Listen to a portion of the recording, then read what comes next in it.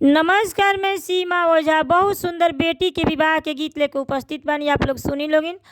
अगर अच्छा लगे तो लाइक शेयर सब्सक्राइब कर ले लोगिन। कमेंट में बताए लोगिन कि आप लोग के कैसन लागल।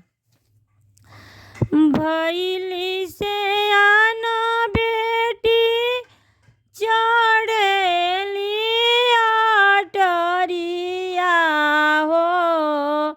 भैली से आना बेटी चढ़ेली अटरिया हो।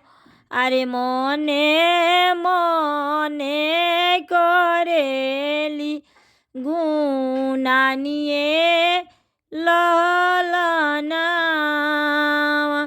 अरे मने मने करेली गुनानिए ललना। देश ही देश बाबा बर ढूंढियनी हो। देश ही देश बाबा बर खोजियनी हो। अरे को तो ना मिलले सुंदर बोरे लालाना। अरे को तो ना मिलले सुंदर बोरे लालाना। अब के दिन रहबी कुंवारिए ललना। अरे के दिन रहबी कुंवारिए ललना। अरे जाई जाई बाबा अयोध्या नगरिया हो। जाई जाई बाबा अयोध्या नगरिया हो। राजा दशरथ जी के द्वारे लालाना। राजा दशरथ जी का द्वारे लालाना। राजा दशरथ जी का चारी गो लालाना हो।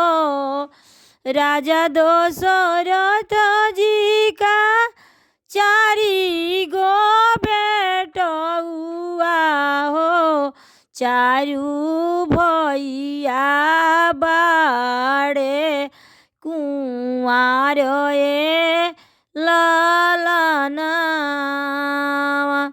चारू भैया बाड़े कुंवार लालाना।